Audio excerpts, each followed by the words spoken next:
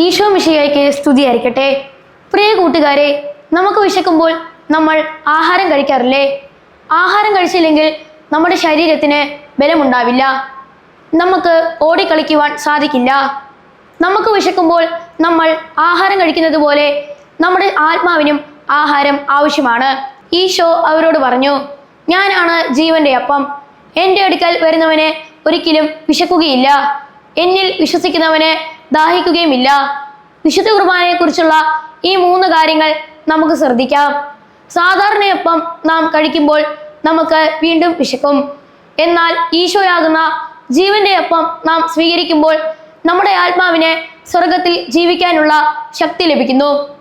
വിശുദ്ധ കുർബാന സ്വീകരിക്കുമ്പോൾ സാക്ഷാൽ ഈശോ മിശിഹായാണ് നമ്മുടെ ഉള്ളിലും എഴുന്നള്ളി വരുന്നത്. ആഹാരം കഴിക്കുമ്പോൾ അത് നമ്മുടെ ശരീരത്തിന്റെ ഭാഗമാകുന്നത് പോലെ വിശുദ്ധ കുർബാന സ്വീകരിക്കുമ്പോൾ നമ്മളും ഈശോയോട് ഒന്നായി തീരുന്നു. അപ്പോൾ ഈശോയുടെ സ്വഭാവം, ക്ഷമ, ദയ, സ്നേഹം എന്നിവ നമ്മളിലും ഉണ്ടാവുന്നു. വിശുദ്ധ കുർബാന സ്വീകരിച്ചു കഴിഞ്ഞ് അല്പനേരം മിണ്ടാതിരുന്ന് ഈശോയോട് സംസാരിക്കണം. ഇന്നത്തെ നമ്മുടെ പരിഹാര പ്രവൃത്തി ഇതാണ്. വീട്ടിൽ ചെന്ന് വിശുദ്ധ കുർബാനയെ കുറിച്ച് 1 മിനിറ്റ് ധ്യാനിക്കുക. അടുത്ത വിശുദ്ധ കുർബാനയിൽ സംബന്ധിക്കുമ്പോൾ ഭക്തിയോടും ശ്രദ്ധയോടും വിശുദ്ധിയോടും കൂടെ പങ്കുകൊള്ളാമെന്ന് ഈശോയോട് വാക്ക് നൽകുക.